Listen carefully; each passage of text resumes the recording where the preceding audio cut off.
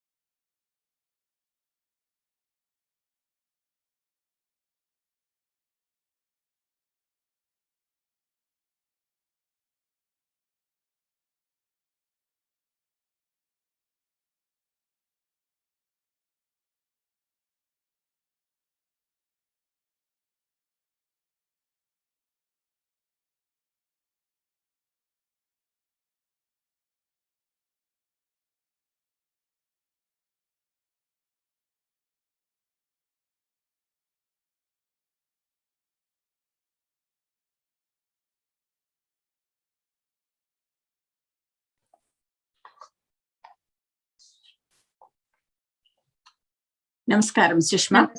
నమస్కారం మ్యామ్. బాగున్నారా ma'am?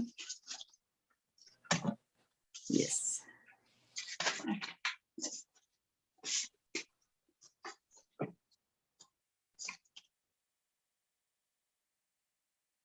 Ma'am Vidya ma'am. Madam మీరు స్టార్ట్ చేయండి మేడం. లైవ్ లోనే ఉంది. Okay. Start madam. Everything is set. Okay. Sunita ma'am ఉన్నారు కదా మ్యామ్? సునీత మ్యామ్ లేదు మేడం, ఇప్పుడైతే ఉన్నారు. ఓకే. అంటే వెల్కమ్ అడ్రస్ ఒక్కసారి కాల్ చేస్తారా మేడం కి? హలో సుష్మా. ఉన్నారు. Okay, thank you ma'am.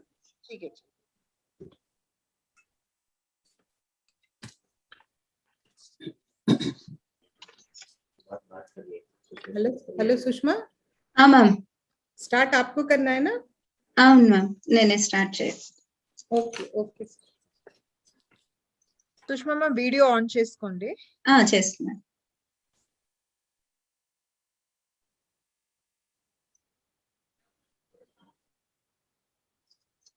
Okay ma'am. Yeah madam. సభా సరస్వత్యై నమః. Just a second.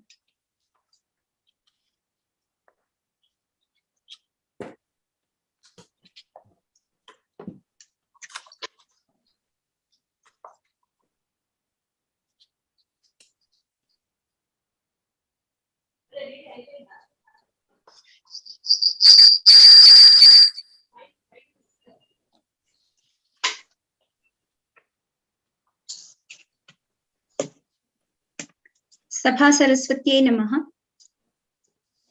ॐ पूर्णमदः पूर्णमिदं पूर्णात् पूर्णमुदच्यते पूर्णस्य पूर्णमादाय पूर्णमेवावशिष्यते।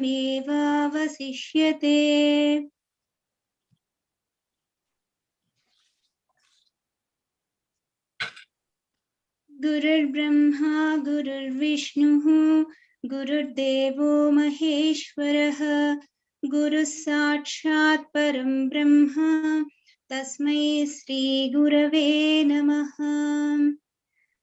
Kasturba Gandhi degree and PG కళాశాల సంస్కృత విభాగం ద్వారా ఆయోజించబడినటువంటి ప్రస్తుత వెబినార్ అంశమైనటువంటి మహాభారతం మానవ ధర్మం గురించి మనకు వివరించడానికి అడిగిన వెంటనే ఆత్మీయంగా ఒప్పుకున్నటువంటి స్పీకర్ డాక్టర్ శారదా పూర్ణసంటి గారికి నా హృదయపూర్వక నమస్కారాలు. వెబినార్ చేద్దామని అనుకుంటున్నాను అని చెప్పిన వెంటనే ప్రోత్సహిస్తూ సమ్మతిని తెలిపిన ప్రిన్సిపల్ డాక్టర్ పి సునీత గారికి, వైస్ ప్రిన్సిపల్ డాక్టర్ రాశ్రీ గారికి, అలాగే అన్ని విధాలా ప్రోత్సాహాన్ని ఇచ్చేటటువంటి మన మేనేజ్మెంట్ వారికి, సహకరించిన ఐటీసీ టీం వారికి నమస్కరిస్తూ కార్యక్రమాన్ని ప్రారంభించుకుందాం. శరీరం సురూపం తథా వా కళత్రం యశశ్చారు చిత్రం ధనం మేరుతుల్యం మనశ్చేన లగ్నం గురోరంఘ్రి పద్మే తతః కిం తతః కిం తతః కిం తతః కిం. అందమైన శరీరము, సుందరి అయిన భార్య, గొప్ప కీర్తి, బంగారు కొండతోటి సమానమైనటువంటి ధనం ఉన్నను గురువు యొక్క పాదపద్మములయందు మనస్సు లగ్నం కానిచో ఏమి ప్రయోజనము అని గురు అష్టకాన్ని రచించినటువంటి జగద్గురువైన ఆదిశంకరాచార్యుల వారు గురువు యొక్క ప్రాముఖ్యతని గురు అష్టకం ద్వారా లోకానికి అందించారు. వ్యాసాయ విష్ణు రూపాయ వ్యాస రూపాయ విష్ణవే నమో వై బ్రహ్మనిధయే వాసిష్ఠాయ నమో నమః. సాక్షాత్తు విష్ణు స్వరూపమైనటువంటి వ్యాసుల వారికి నమస్కరిస్తూ, విష్ణు అనగా సర్వవ్యాపకత్వం, జగత్తంతా వ్యాపించి ఉన్నవాడు అని అర్థం. మరి ఒక్కరే జగత్తంతా ఎలా వ్యాపించి ఉంటారు అని మనలాంటి సామాన్యులకి సందేహం రావడం సహజం. వారి రచనల ద్వారా, వారి వాక్కు ద్వారా, వారి ఉపదేశాల ద్వారా, వారి శిష్య పరంపర ద్వారా వ్యాపించి ఉండవచ్చు అని సామాన్య భాషలో చెప్పుకోవచ్చు. వ్యాసుల వారు రచించినటువంటి మహాభారతం లోకమంతా వ్యాపించి ఉందా అని అడిగితే ఉంది అనే చెప్పాలి. మంచి చెడు, ధర్మం అధర్మం, సుతంత్రం కుతంత్రం, సత్యం అసత్యం, ధర్మ అర్థ కామ మోక్షాలు ఇవన్నీ భారతంలో చెప్పబడ్డాయి. లోకంలో అన్ని చోట్లను ఉన్నాయి. భారతాన్ని గురుముఖంగా తెలుసుకుంటే దానిలోని ధర్మ సూక్ష్మాలు అవగతమవుతాయి. ప్రస్తుత విద్యార్థులకు వారికి ఏమి కావాలో, ఏమి సాధించాలో, ఎలా సాధించాలో, ఏ రకంగా నడుచుకోవాలో, కష్టాలని ఎలా ఎదుర్కోవాలి, సుఖాలని ఎలా స్వీకరించాలి అన్న విషయాలపై అవగాహన లేదు. ఎందుకు అని ప్రశ్నించుకుంటే తప్పు పెద్దలదే అని చెప్పాలి. వారికి మంచి చెడు చెప్పే పెద్దవారు, కథలు చెప్పేవారు లేరు, అంత సమయమూ లేదు. కష్ట సుఖాలలో పాలు పంచుకోమనే తల్లిదండ్రులేరి నా బిడ్డ నాలాగా కష్టపడకూడదు అని ఆలోచిస్తున్నారే తప్పితే కష్టాన్ని అలవాటు చేస్తే కష్టాలకి కూడా ఎదుర్కొనే సామర్థ్యం వాళ్ళలో పెరుగుతుంది అని ఆలోచించేవారు లేరు. కష్టాన్ని, దుఃఖాన్ని స్వీకరించలేకపోతున్నారు నేటి విద్యార్థులు. మానవ ధర్మాలను గురించి ఉపాఖ్యానాల రూపంలో మనకు అందించిన భారతాన్ని తెలుసుకుంటే అన్నిటికీ సమాధానం లభిస్తుంది. ఈ రోజు మన అంశమైనటువంటి మహాభారతం మానవ ధర్మం గురించి ఆసక్తికరమైన అంశాలను మనకు వివరించడానికి డాక్టర్ శారదా పూర్ణసంటి గారు విచ్చేసి ఉన్నారు. వారికి స్వాగత సుమాంజలు తెలపవలసిందిగా మన ప్రిన్సిపల్ డాక్టర్ పి సునీత గారిని కోరుతున్నాను. सुनीता हाँ सुषमा, एक सेकेंड मैम. हाँ सुषमा, एक सेकेंड. हाँ मैम. आप सभी को मेरा हार्दिक नमस्कार तथा अभिनंदन. आप सभी का Kasturba Gandhi degree and PG college के मैनेजमेंट, स्टाफ, वाइस प्रिंसिपल तथा सभी स्टूडेंट्स की ओर से मैं आप सभी का हार्दिक स्वागत करती हूँ. भारतीय संस्कृति और साहित्य में गुरु का महत्व सर्वविदित और सर्वकालिक है. जैसा कि अभी सुषमा जी ने बताया, संस्कृत साहित्य में गुरु को उस साक्षात परब्रह्म की संज्ञा दी गई है, उसी प्रकार हिंदी साहित्य में भी हिंदी साहित्य के सुप्रसिद्ध संत कवि कबीरदास जी का कहना है, गुरु गोविंद दो खड़े काके लागू पाई, बलिहारी गुरु आपने जिन गोविंद दियो बताई। इस प्रकार हम देखते हैं कि गुरु से मिलने का जो मार्ग है वो उस परब्रह्म से मिलने का जो रास्ता है वो गुरु से होकर ही जाता है। और ऐसे ही एक महान गुरु जिनके प्रति अपनी भावभीनी श्रद्धा अर्पित करने के लिए आज हम सभी एकत्रित हुए हैं, महर्षि वेदव्यास जी। उस साक्षात गुरु के, उस परम गुरु, उस महान गुरु के द्वारा रचित जो अमर साहित्य है उसके बारे में और अधिक जानकारी प्राप्त करने के लिए आज हम सभी यहाँ पर उपस्थित हुए हैं। आज के हमारे इस वेबिनार का विषय, जैसा कि आपको सुषमा जी ने बता दिया, महाभारतम मानव धर्मम। इस विषय पर विस्तृत और गहन जानकारी प्रदान करने हेतु आज हमारे बीच यूएसए से डॉक्टर शारदा पूर्ण सोंटी जी जुड़ चुकी हैं। मैं फिर एक बार कस्तूरबा गांधी कॉलेज के मैनेजमेंट, स्टाफ और स्टूडेंट्स की ओर से मैडम का हार्दिक स्वागत करती हूं और मैं आपकी हार्दिक आभारी हूं मैम कि आपने हमारा आमंत्रण स्वीकार किया। इतनी व्यस्तताओं के बावजूद आपने हमारा आमंत्रण स्वीकार किया, इसके लिए मैं आपकी हृदय से आभारी हूँ। डॉक्टर शारदा पूर्ण देवी सोंटी जी के बारे में कुछ थोड़ी सी जानकारी है मेरे पास, वो आपसे साझा करना चाहती हूँ। Doctor Sharda ji president Veda Vidya Peetham Chicago, director centre for Telugu studies Chicago होने के साथ ही साथ एक बहुभाषाविद साहित्यकार हैं। उन्हें संस्कृत तथा तेलुगु दोनों ही भाषाओं में पीएचडी की उपाधि उन्होंने प्राप्त की है। वो एक भावुक कवित्री तो है ही, साथ ही साथ एक बहुत ही कुशल गद्य लेखिका भी है। उन्हें कई सम्मान, कई पुरस्कार प्राप्त हो चुके हैं। उनके सम्मानों की, उनके पुरस्कारों की सूची बहुत लंबी है। मैंने सुषमा जी से बात की थी तो उन्होंने बताया कि तेलुगु के जितने दिग्गज साहित्यकार हैं उन सभी से उन्होंने कुछ ना कुछ पुरस्कार जो है वो ग्रहण किया हुआ है। और भारत के राष्ट्रपति, उपराष्ट्रपति और यहाँ तक कि ये अमेरिकन राष्ट्रपति डोनाल्ड ट्रंप जी से भी उन्हें प्रशस्ति पत्र जो है वो प्राप्त हो चुका है। तो ऐसी विदुषी और कर्मठ महिला आज हमारे बीच उपस्थित हैं, हमसे जुड़ चुकी हैं। ये सचमुच हमारे लिए बहुत ही गर्व का विषय है और मैं फिर एक बार उनके प्रति उनका आभार व्यक्त करती हूँ। और इस अंतर्राष्ट्रीय वेबिनार से जुड़ने के लिए मैं आप सभी का हृदय की गहराइयों से आभार व्यक्त करती हूँ। धन्यवाद। मैं फिर एक बार हमारे संस्कृत विभाग का, सुषमा जी का भी बहुत धन्यवाद व्यक्त करती हूँ कि उन्होंने इतने अच्छे कार्यक्रम का आयोजन किया। इसके साथ ही साथ मैं तकनीकी सहयोग के लिए हमारी जो तकनीकी टीम है, टेक्निकल जो टीम है हमारी, उसके प्रति भी आभारी। धन्यवाद, बहुत बहुत धन्यवाद। सुषमा। మేడం గురించి కొన్ని విషయాలు చెప్తాను. శారదా పూర్ణ శెట్టి గారు రచయిత్రి, గాయని, సాహితీవేత్త, విద్యావేత్త, తత్వవేత్త, గ్రంథకర్త, భారత కళా సాంస్కృతిక రాయబారి.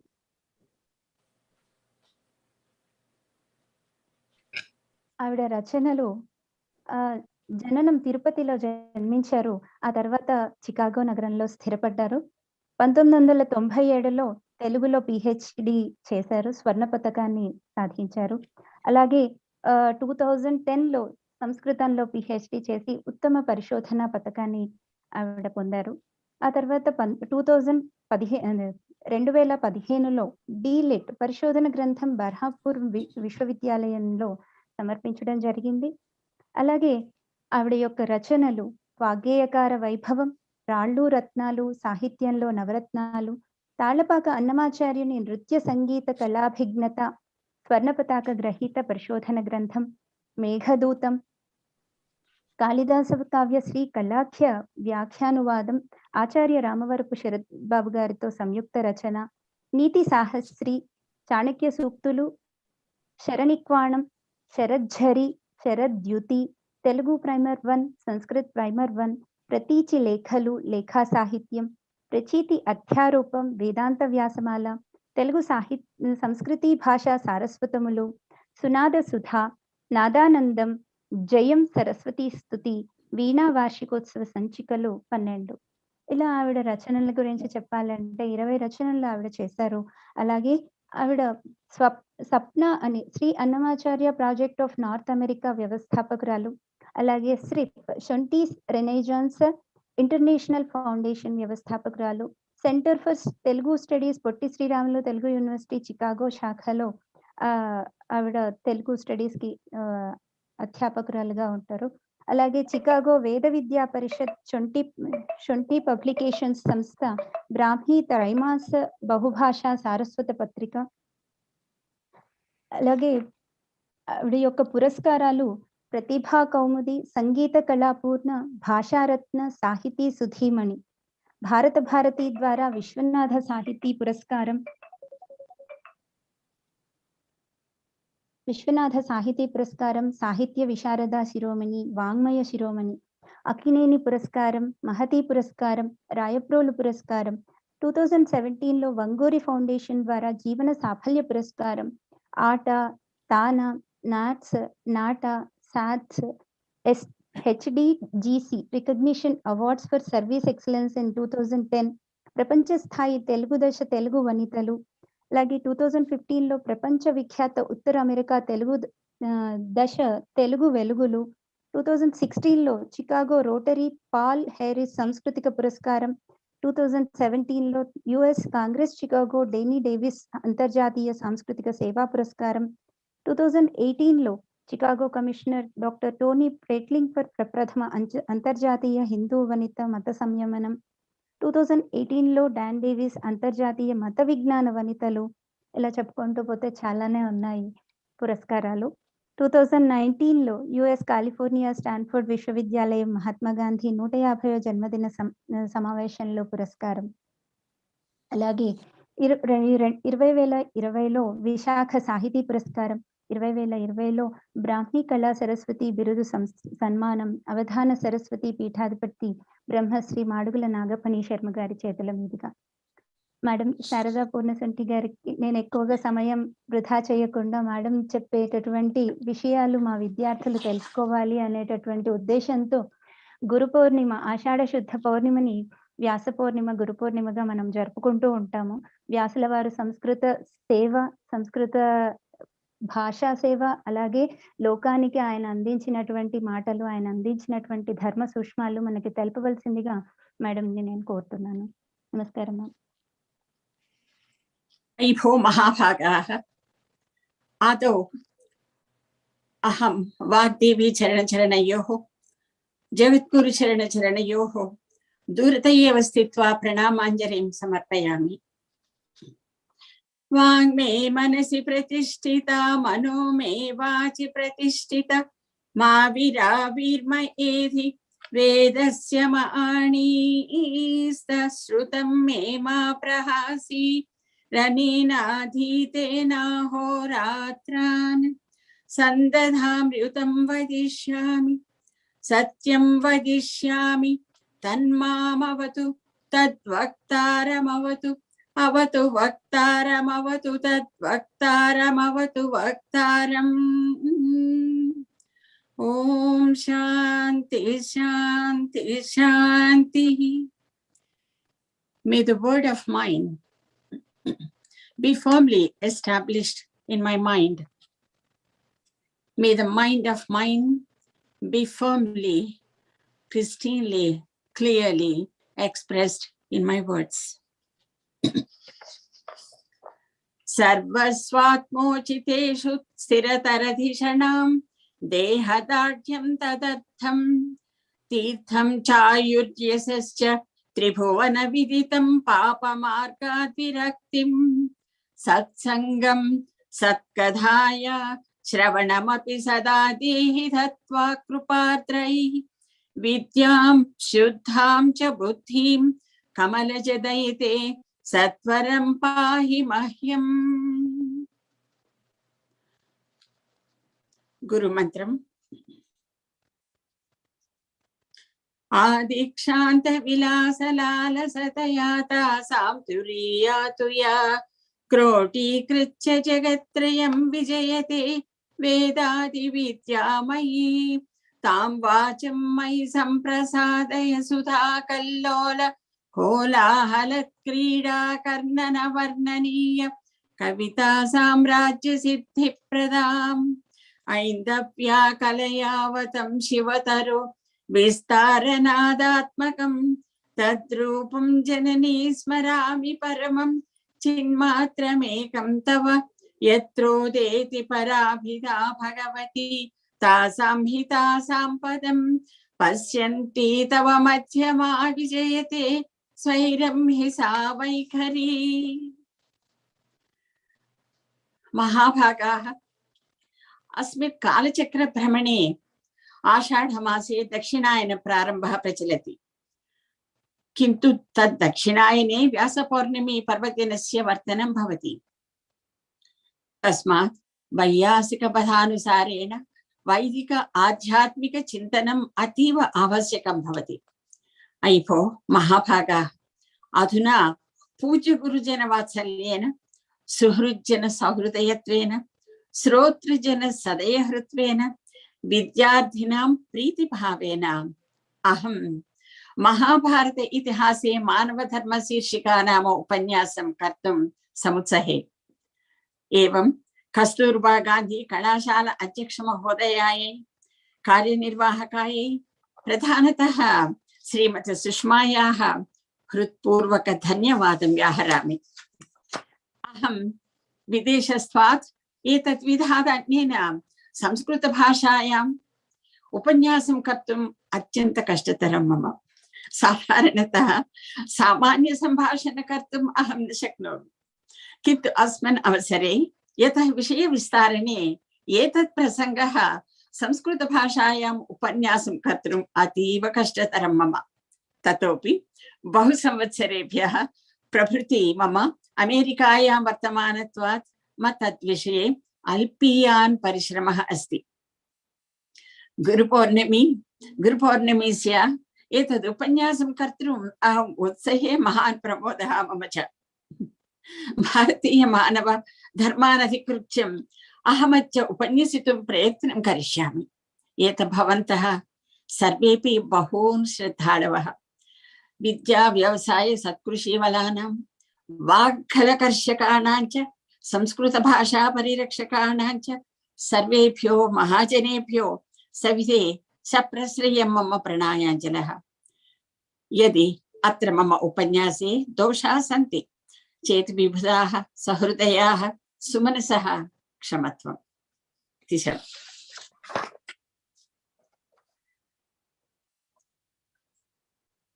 సరస్వతి ప్రార్థనలో తమకు తగినటువంటి శాస్త్రములలో స్థిరమైన జ్ఞానాన్ని, దానికి తగినటువంటి శరీర దృఢత్వాన్ని, ఆరోగ్యాన్ని, ముల్లోకాలలోనూ ప్రశస్తమైన విషయమైన పాప విరక్తి భావాన్ని, సత్సంగాన్ని, సత్కథలలో ఆసక్తిని, దానిని వినవలెనటువంటి కోరికని ఓ మహా సరస్వతీదేవి మాకు ప్రసాదించు.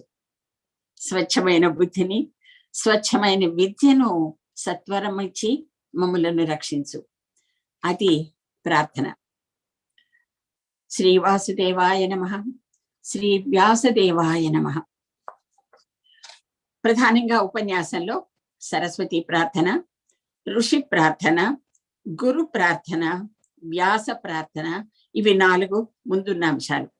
ఆ తర్వాత ఇతిహాస భారత ప్రశంస, ఇతిహాసంలో మానవ ధర్మాలు అనేటువంటి అంశాలు, చివరలో ఆంగ్ల భాషలో ముగింపు ఈ కార్యక్రమంలో ఉండేటటువంటి విధానం.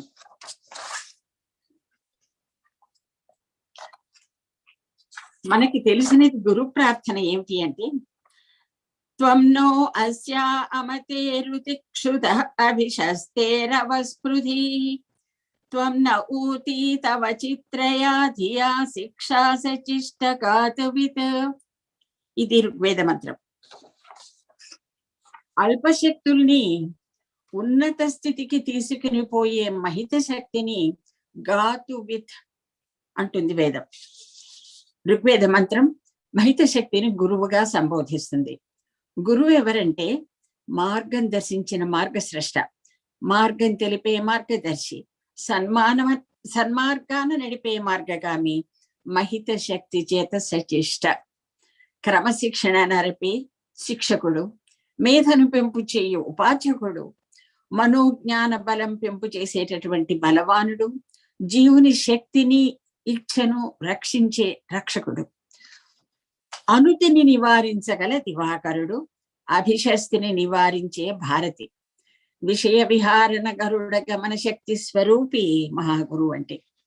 వారు జీవితం అంటే పరమానంద ప్రస్థానం అనేటటువంటి ఎరుక మనకి కలిగిస్తారు. జీవన పరమార్థాన్ని, ఆనంద రహస్యాన్ని విశదీకరిస్తారు. ఇది సద్గురువుల అవతార లీల. ఎంతో అదృష్టం ఉంటే కానీ గురువుల యొక్క సేవ చేసుకుని దానిని సాధనా మార్గం అనేటటువంటిది అందదు. దానిని ఏ విధంగా చెప్పచ్చు అంటే, తచ్చింతనం తత్కథనం అన్యోన్యం తత్ ప్రబోధనం ఏతదేశ పరత్వంచ బ్రహ్మాభ్యాసం విదుర్బుధ. అదే ధ్యాస, అదే చింతన, అదే భావన, అదే అభ్యాసం ఉన్నప్పుడే గురువుల యొక్క దయా దాక్షిణ్యం మనకి సిద్ధిస్తాయి. అది వింటున్న శ్రోతకి సమాహిత చిత్తత కావాలి. అప్పుడే ఆచార్యత్వం అనేది సాధికారికంగా అభివ్యక్తమవుతుంది. శిష్యరికం స్పందనకు అనుగుణ్యమై సార్థకమవుతుంది. మనమందరం గురువులకి జోడు చేతులు ఒకటిగా నమస్కారం చేద్దాం. ఈనాడు ఎల్లలు లేని భిన్న భావాల, విభిన్న సంప్రదాయాల, విచిత్ర సంస్కృతుల కూడలి ప్రపంచ కుగ్రామం. World is a village today. ఈ సువిశాల గ్రామవాసులందరికీ కూడా శక్తి ప్రబోధం చేసే దివ్యమైన సన్నివేశం, కాలానుగుణంగా ఒక సంప్రదాయంగా మనమందరం కూడా ఉత్సవం చేసుకుంటున్నటువంటి గురు పౌర్ణమి. నారాయణం నమస్కృత్య నరం చైవ నరోత్తమం దేవీం సరస్వతీం వ్యాసం సదోజయముదీరయేత్. ఈ రోజు వ్యాస పౌర్ణమి. ఒక మహర్షి మనకై అవతరించినటువంటి సుదివ్య సముజ్వల సమయం. వ్యాసో నారాయణ స్వయం. శ్రీమన్నారాయణ శక్తి భగవదంశగా వ్యాసమై వచ్చింది అని కదా హర్షవాక్కు. నమోస్తుతే వ్యాస విశాల బుద్ధి పుల్లారవిందాయతపత్ర నేత్ర ఏన త్వయా భారత తైల పూర్ణ ప్రజ్వాలితో జ్ఞానమయ ప్రదీప. ఓ వ్యాస మహర్షి, నిర్మయాత్మక బ్రహ్మ జ్ఞానము కలిగిన మహాగురుదేవ, పూర్ణముగా వికసించిన అరవింద నేత్రములు గల ఒక దివ్య శక్తి మహాభారతమైన సుస్నేహ తైలాన్ని పోసి జ్ఞానమనే ఒత్తిని వెలిగించి సముజ్వల ప్రజ్వల వెలుగు మార్గంలో మమ్ము నడిపించినటువంటి వ్యాస భగవానుడా నీకు నమస్కారం. ఆ తర్వాత శ్రీమన్నారాయణ స్వరూపుడైన కృష్ణ భగవానుని, మానవోత్తముడైన అర్జునుని, వారి లీలలను ప్రకటము చేసినటువంటి సరస్వతి రూపమైన వ్యాస భగవానునికి ప్రణామాలు చేసి అసుర భావాలు తొలగించి అంతఃకరణ శుద్ధి కలిగించినటువంటి మహాభారతమును మనము పఠింతుముగాక. గురు ప్రార్థనానంతరం మనము ఋషులను ప్రార్థించుకోవలసినటువంటి సందర్భం ఇది. ధర్మ కామార్థయుక్తాని శాస్త్రాన్ని వివిధాని చ లోకయాత్రా విధానం చ సర్వం తదృష్టవాన్ ఋషి. ఎవరు ఋషులు? ఏ విద్య లోకోపకారో ఆ విద్యే సిద్ధ విద్య. ఆ విద్య అభ్యసించాలంటే ఆసనం మంచిది కావాలి, స్థలం శుద్ధి కావాలి, ధరించే శుభ్రంగా ఉండాలి వస్త్రాలు, కాలం జపానుగుణంగా నిశ్చయంగా స్థిరం అవ్వాలి, మధ్యలో ఎన్ని విపత్తులు వచ్చినా ఎదుర్కోవాలి, పరమ సామాన్యమైన అడ్డంకులు రావచ్చు, అది తెలియాలి, ఏకాగ్రత కుదరాలి, వ్యక్తికి శక్తికి మధ్యనున్న అగ్ని దేవత ప్రజ్వలించాలి. అంటే మనలో ఉన్న ప్రాణాగ్ని జ్ఞానంగా వ్యక్తం అవ్వడానికి మనం ప్రయత్నం చేయాలి. మనలో ఉండేటువంటి ప్రాణాగ్ని ఎలా పైకి వస్తుంది అంటే ప్రాణవాయువు నాదంగా వ్యక్తం అవటం, అది అక్షరమై వ్యక్తం అవటం, ఆ అక్షర స్వరూపం తెలియాలన్న ఉపాసనా దృష్టి, తాత్విక దృష్టి, అనుభూతి స్వరూపం ఆత్మదర్శనంగా తెలియాలి. లక్షల పర్యాయాలు మంత్రం ఉపాసించటం వలన లేదా అక్షరం ఉచ్చరించటం వలన మన లోపలి ప్రపంచంలో ప్రకంపనలు, నాడీ విస్ఫోటనాలు జరుగుతాయి. వాటిని విస్ఫులింగాలు అంటుంది వేదం. ఇది సాధన వల్ల మాత్రమే సాధ్యం. ఒక మంత్రం ఉన్నది శతపథ బ్రాహ్మణ అష్టమకాండలో. ప్రాణో వై వశిష్ఠ ఋషి. జాగ్రత్తగా వినవలసిన విషయం.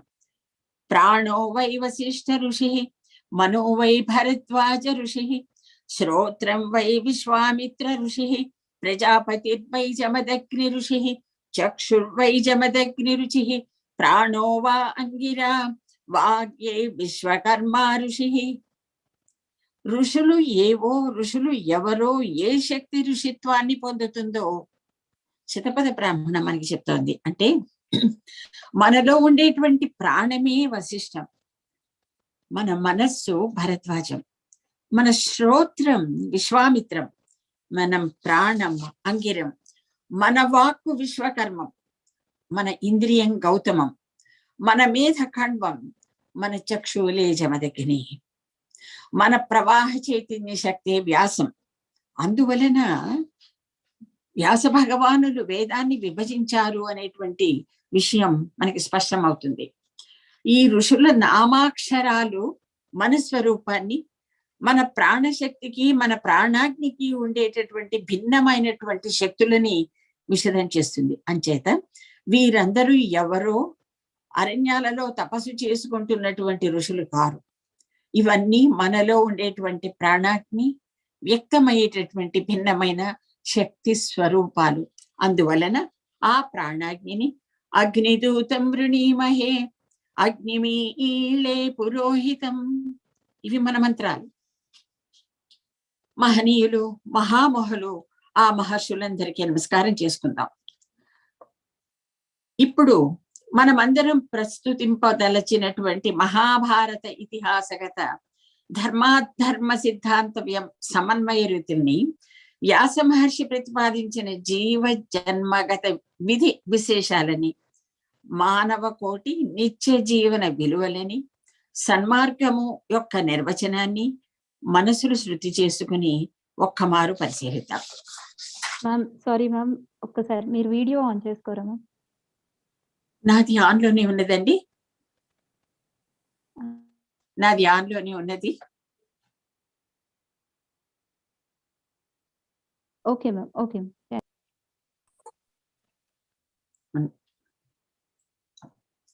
ప్రపంచ వాంగ్మయంలో సాటి లేని అత్యద్భుతమైనటువంటి ఇతిహాసం వ్యాస భారతం. ముందుగానే వెళ్ళిపోదాం. శాంతి పర్వంలో పితామహుడు భీష్ముడు యుధిష్ఠిరునికి ఉపదేశం ఆరంభించి ఈ విధంగా అంటారు. ఇందులో ప్రతి శ్లోకము మనము తీక్ష్ణమైన దృష్టితో చూడవలసిందే. నమో ధర్మాయ మహతే నమః కృష్ణాయ వేధసే బ్రాహ్మణేభ్యో నమస్కృత్య ధర్మాన్ వక్ష్యామి శాశ్వతాన్. శాంతి పర్వంలో 56:10. భీష్ముడు యుధిష్ఠిరునితో ఉపదేశం ప్రారంభించి చేసినప్పుడు నమో ధర్మాయ, శ్రీకృష్ణ భగవానుని కన్నా కూడా పూర్వం ధర్మానికి ప్రపత్తి నిలిపినటువంటి ఆ విధానం ఉన్నది కదా, అది మహాభారతానికి కేంద్రం. అంటే ధర్మాద్వైతం, ధర్మాధర్మ వివక్ష, ధర్మాధర్మ స్వరూపానికి మహాభారతం పతాకమై నిలిచింది. ఈనాడు మహాభారతదేశం ప్రపంచ దేశాలన్నిటిలోనూ కూడా ఒక విశిష్టమైనటువంటి సిద్ధాంతాన్ని జీవన ధర్మంగా నిలుపుకుని ముందుకు సాగుతున్నది అంటే అది ధర్మ సిద్ధాంతమే. మహాభారతాన్ని సంగ్రహంగా చెప్పాలన్నా కానీ, ధర్మాద్వైత సిద్ధాంతాన్ని సంక్షిప్తంగా చెప్పడం కానీ ఎటువంటిదో మీకు తెలుసు. సముద్రాన్ని చిన్న రాగి చెంబులో పట్టుకోవడం అన్నమాట. నైమిషారణ్యంలో మహామునులందరూ చేరి కులపతి శౌనిక మహర్షి పర్యవేక్షణలో 12 సంవత్సరాలు చేయదలిచిన సత్రయాగం ఉన్నది. అది ఆరంభంగా భారత కథ ప్రారంభమవుతుంది. ఈనాడు మనమందరం ఆ సత్రయాగమే నిర్వహిస్తూ ఉన్నాం. ఆ నిమిషంలోనే సమావేశమై ఉన్నాం. ఎంతటి అదృష్టం అనేది. సర్వేషాం కవి ముఖ్యానాం ఉపజీవ్యో భవిష్యతి పర్జన్య ఇవ భూతానామాక్షయో భారత ద్రుమః. ఆది పర్వంలో మొదటి భాగంలోనే ఉంది. అంటే భారతం ఎటువంటిది అంటే సర్వ ప్రాణులకి మేఘం జీవనాధారమైనట్లు ఈ భారతము అనేటువంటి ఇతిహాసము, అందున్న ప్రతి శ్లోకము వ్యాస భగవానుల వారి సందేశము, శ్రీకృష్ణ భగవానుని విశ్వ సందేశము, ఇవన్నీ కూడా సర్వ కవిజనులకి యోగులకి ఆధారమవుతున్నాయి. అంతేకాదు సామాన్య మానవుని నుంచి పరిణిత ప్రజ్ఞ ఉన్నటువంటి విద్వల్లోక మహర్షులకి కూడా, మహనీయులకు కూడా నిత్య ఉపయుక్తమైన జ్ఞాన సంపూర్ణ రచనము మహాభారతం. యథాతథంగా సర్వులకి ఉపయోగపడేటటువంటిది.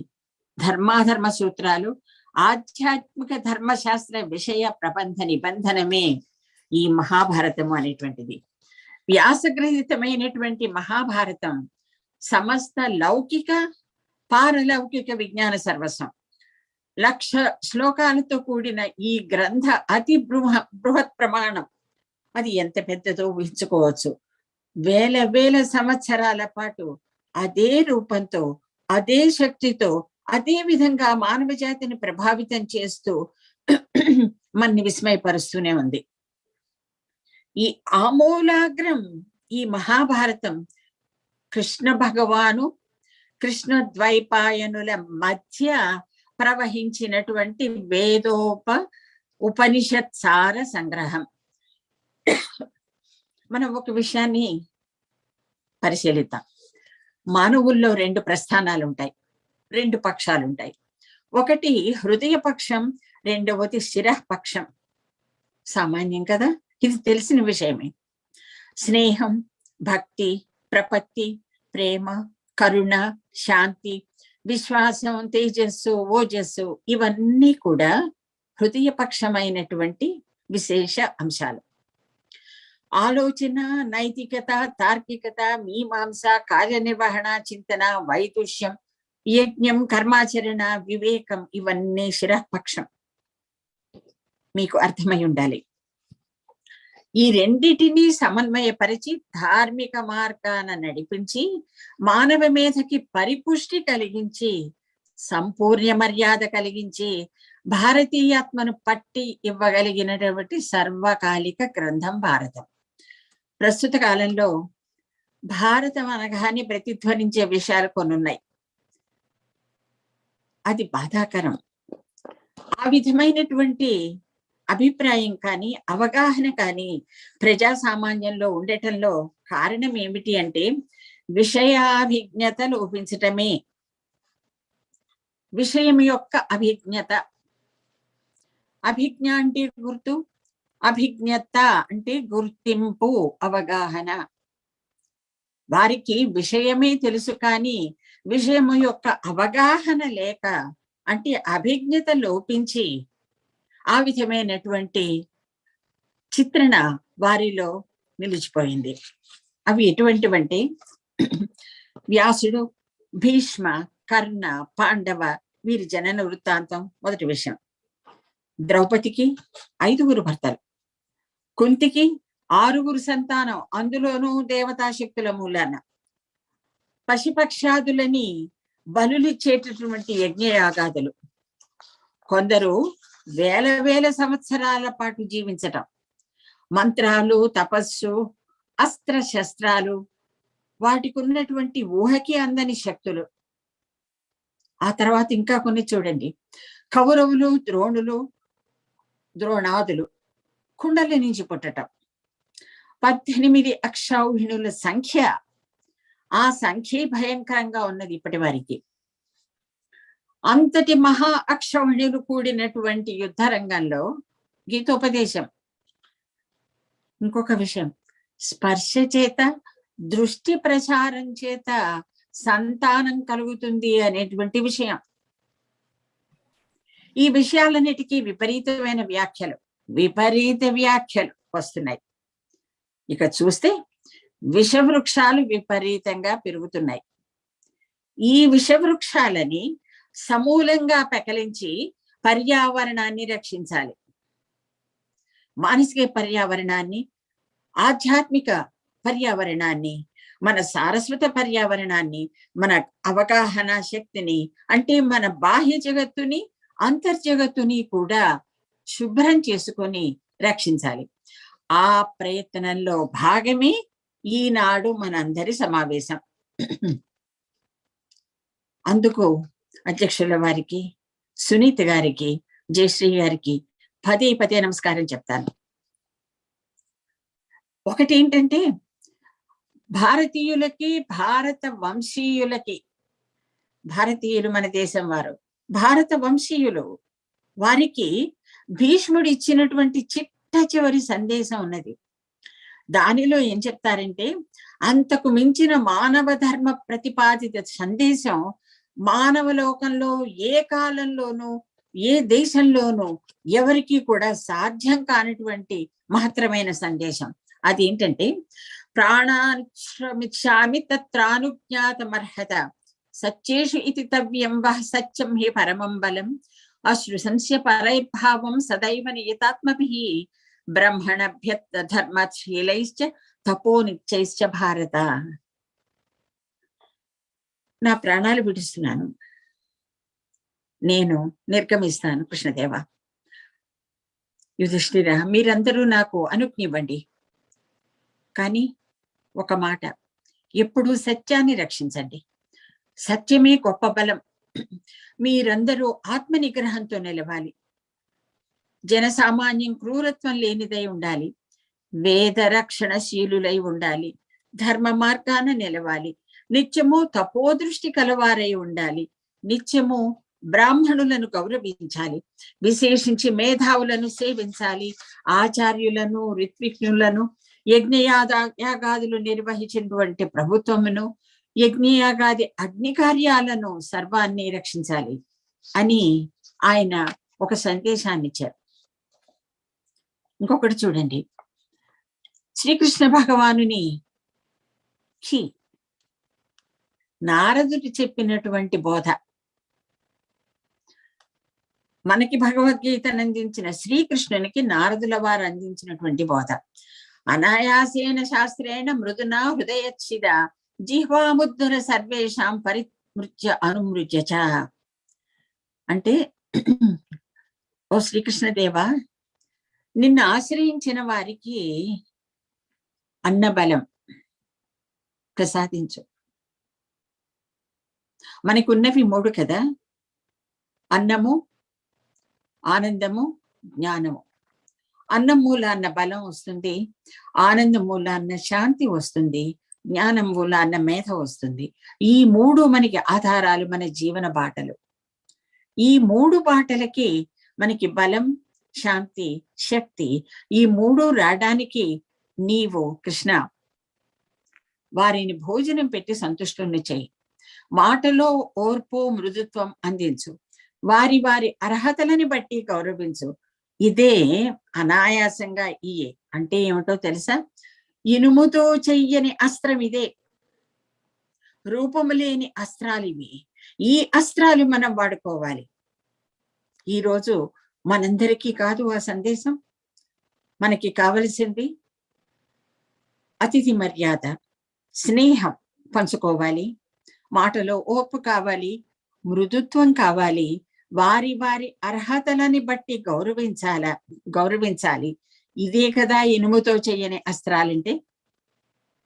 కృష్ణదేవా, మార్గమే సుమార్గమై ఉంటే, అంటే సమంగా ఉంటే ఎద్దులు బండిని సక్రమంగానే లాగుతాయి కదా.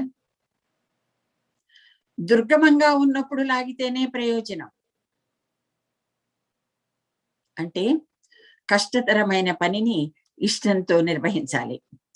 అసంఖ్యాకంగా ఉన్న జనాన్ని, గుణాలన్నీ చెప్పు చేతుల్లో ఉంచుకోవాలంటే ఆలోచనల్లో శక్తి కావాలి, ఓర్పు కావాలి. నాయకుడు అనేవాడు సంఘాలు చీలిపోకుండా రక్షించాలి. ఇవన్నీ నారదుని సూక్తులు. ఇంకొక మెట్టు భీష్ముడు ధర్మజునికి చెప్పిన విషయాలు చూడండి. మహారాజా ధర్మజ, యాచన ఎప్పుడూ కూడదు, అందున ప్రభువులకి బ్రాహ్మణులకి. మానవుడు మిత్రద్రోహం చెయ్యకూడదు. మిత్రులు కావాలి అని అనుకుంటే మిత్రుల విషయంలో ఎప్పుడూ కృతజ్ఞతాభావంతోనే ఉండాలి.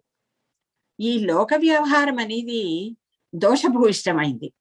బుద్ధిని వాడి దోష ప్రవర్తనలో చిక్కకుండా సన్మార్గాన నడిచేటటువంటి ప్రయత్నం చేసినప్పుడు గురువులని ఆశ్రయించక తప్పదు. బుద్ధిమంతుడైనంత మాత్రాన ధనవంతుడు కానక్కర్లేదు, ధనవంతుడు బుద్ధివాడు కావాల్సిన అవసరం కూడా లేదు. కాకపోతే లోక వ్యవహారాలన్నీ బుద్ధితో అవగాహన చేసుకోవాలి. మనోవాక్కాయ కర్మల చేత ఏ ప్రాణి విషయంలోనూ పాపకర్మ చేయని వాడు బ్రాహ్మణుడు. బ్రాహ్మణత్వానికి నిర్వచనం ఏ విధంగా ఇచ్చారో చూడండి. మనోవాక్కాయ కర్మల చేత ఏ ప్రాణి విషయంలోనూ పాపకర్మ చెయ్యని వాడు, గౌరవము నెరపేవాడు. ధర్మం అనేది అందరిది, వివేకం కూడా అందరిది, ధర్మ మార్గం అందరిది. వివేకం అందరి సొత్తు. అది ఎటువంటిదంటే ఆవు లేగదూడకి చెందుతుంది, గొల్లవానికి చెందుతుంది, యజమానికి చెందుతుంది, చివరికి దొంగలకి కూడా చెందుతుంది. అంతేకాదు దేశ విదేశాలలో ప్రతి వ్యక్తి కూడా ఆవు చెందుతుంది. అంటే ఏమిటో తెలుసా? పాలు ఎవరు తాగితే వారికి ఆవు చెందుతుంది అని అర్థం. అక్కడ అర్థం చేసుకోవాల్సినటువంటి విషయం అది. ఎవరు ఇది నాది అనుకోవడానికి లేదు. ఇటువంటి సర్వమానవ సౌభ్రాతృత్వం భారతీయాత్మ, దానిని భారతీయ వివేకం అంటారు.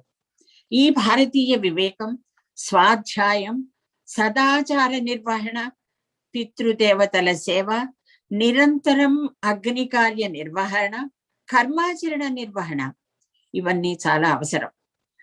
ఎవరు మనసుని వాక్కుని అదుపులో ఉంచుకుంటారో, యవ్వన నుండి ధర్మరహస్యం నేరుస్తారో వారే సన్మార్గాన నడవగలరు. ఇంకొక విషయం చెప్తాను ధర్మజ. విద్య వంటి నేత్రం లేదు, సత్యం వంటి తపస్సు లేదు, రాగం వంటి దుఃఖం లేదు, త్యాగం వంటి సుఖం లేదు అని విషయాన్ని అందించారు. అయితే వ్యాసుడు యుధిష్ఠిరునితో చెప్పిన విషయం, ఎవరు ఎవరికి ఏం చెప్పారు అనేటువంటి విషయాలని నేను మానవ ధర్మాలకి ప్రతీకలుగా నేను చెప్తున్నాను. ఇప్పుడు ఇంతవరకు నారదుడు కృష్ణ భగవానునితో, భీష్ముడు యుధిష్ఠిరునితో ఇలా భిన్న భిన్నమైన అంశాలు చెప్పుకున్నాం. ఇప్పుడు వ్యాసుడు యుధిష్ఠిరునితో తనకి శుభం కలగాలంటే ఏం చెయ్యాలి? అశ్ముడు అన్న వాని వృత్తాంతాన్ని తెలియజేశాడు. భయం, భయశోక మనస్తాప నశ్యంతు మమ సర్వదా, నిత్యం మనం జపం చేసుకుంటూ ఉంటాం. భయం అనేది వదలాలి. నాలోని నా భయం, నా వలన ఇతరులకు భయం, ఇతరుల వలన నాలోన భయం, ఇవన్నీ కూడా నివృత్తి కావాలి అని చెప్పినప్పుడు యయాతి కథ ద్వారా ఆయన తెలియజేస్తాడు.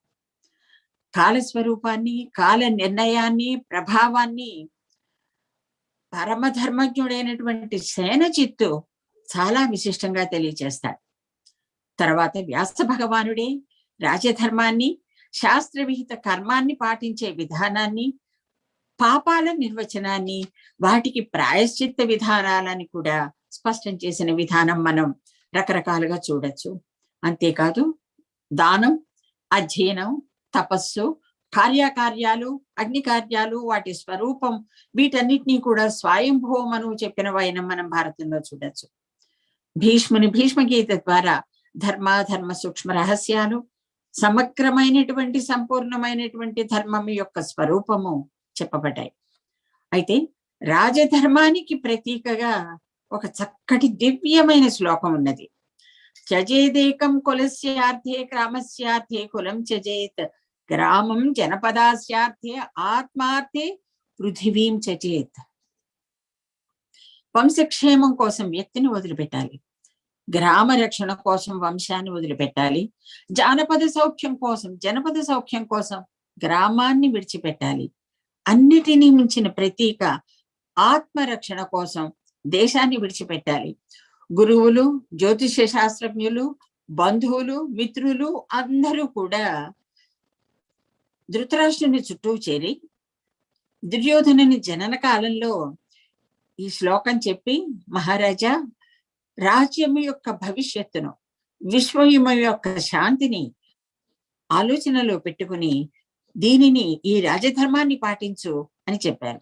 అయితే దీనిని మనం ఈ కాలంలో ఎలా అన్వయించుకుంటాము అనేటువంటి విషయానికి చాలా దీర్ఘమైనటువంటి ప్రసంగం అవసరమవుతుంది.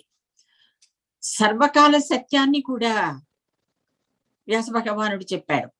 సీతాంశుశ్చ ఇంద్రచుక్తే లోకే కో విస్మరిష్యతి తథైవ యశసా పూర్ణే మయి కో విస్మరిష్యతి.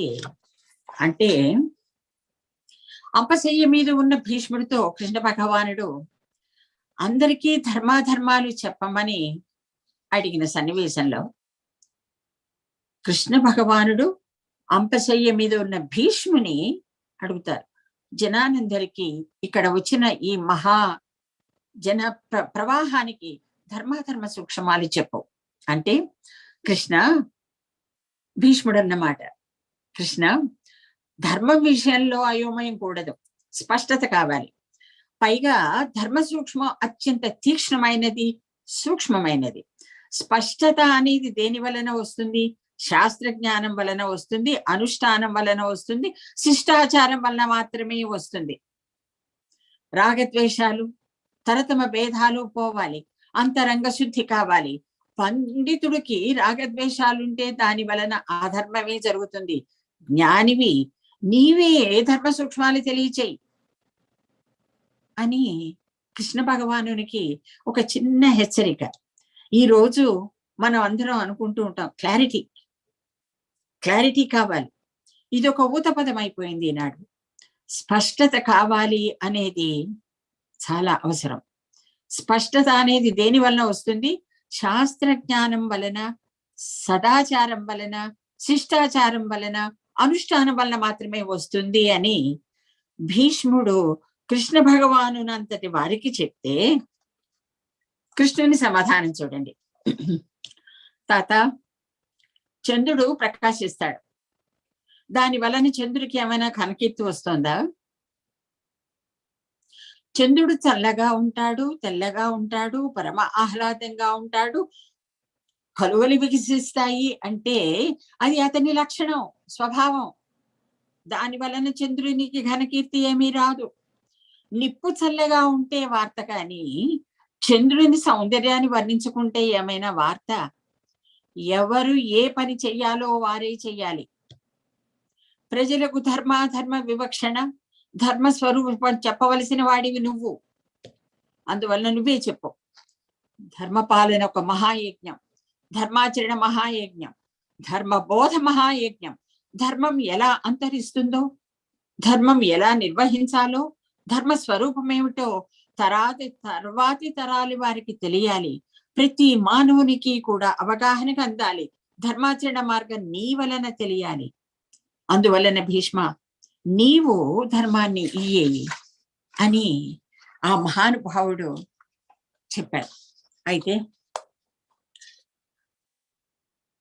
I'm truly humbled today.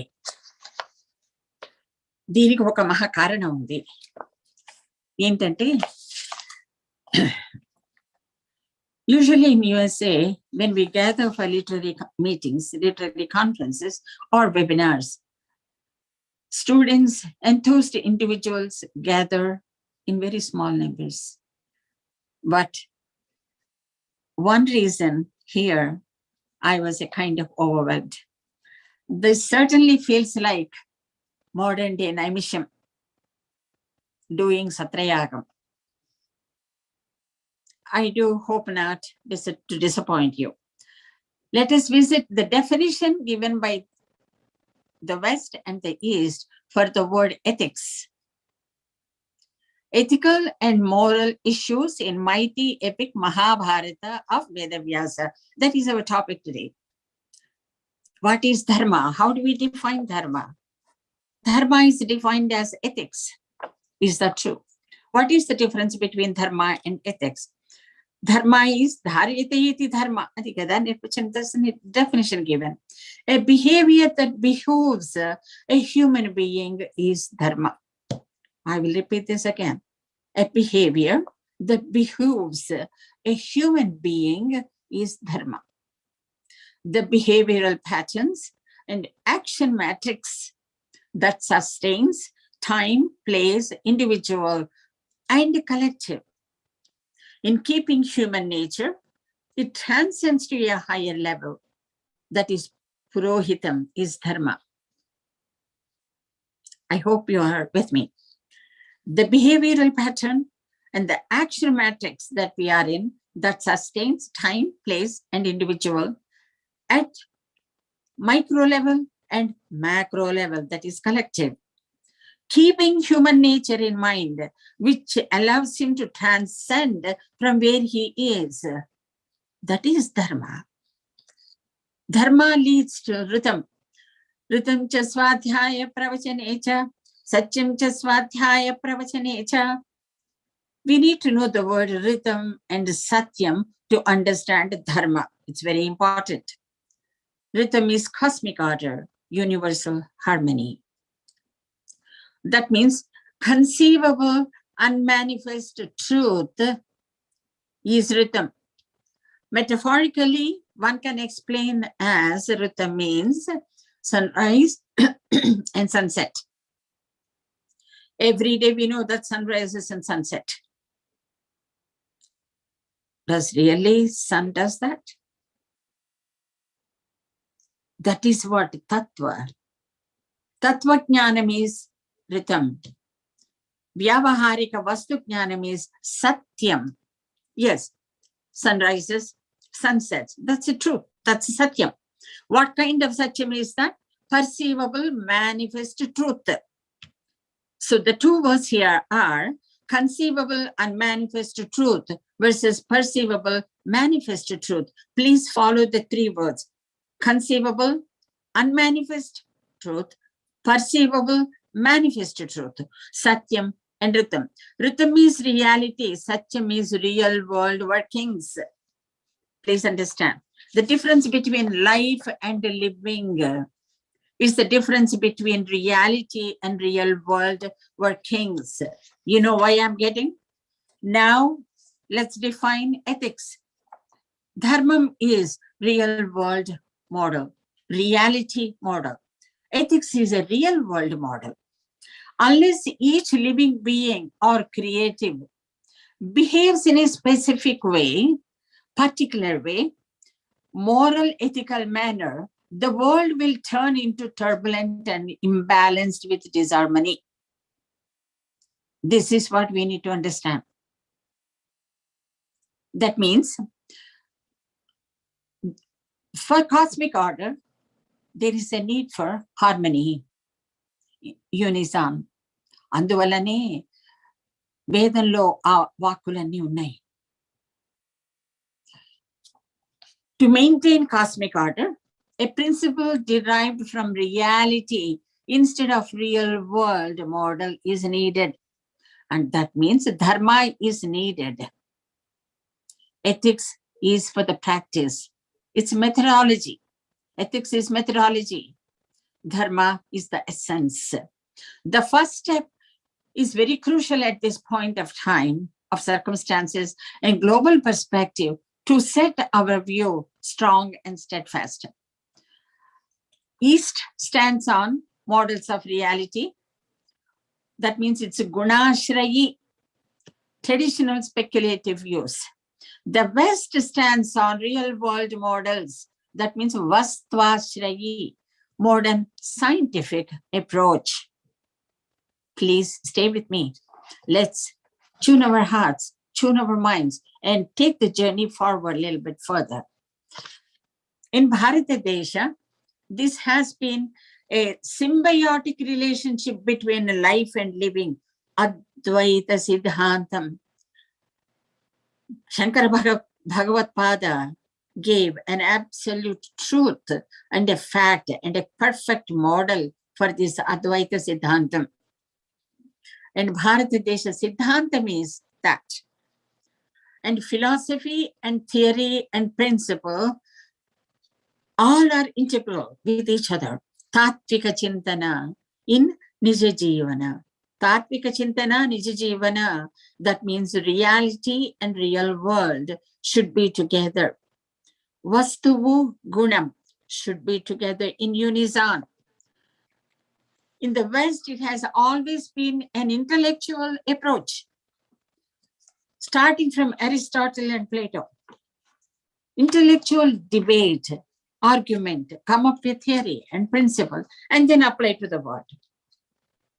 Reality is totally separate from the real world. And in India, it is culture specific. Culture is highly dynamic, constantly evolving, and changing needs of time, place, and person are integral in it. This approach at any given time changes for person and for everybody. Sanatana Dharma principle, I'm taking so much time to explain the difference between the East and the West, how it views Dharma, where Dharma is a centrality for Mahabharata. Now, when we take these aspects, reality, real world models, we can understand what Dharma is and how Dharma is practiced in Mahabharata time and why each character did what she or he did at that time. And what Vyasa and Krishna, Bhishma gave as message to us to understand that we need this understanding.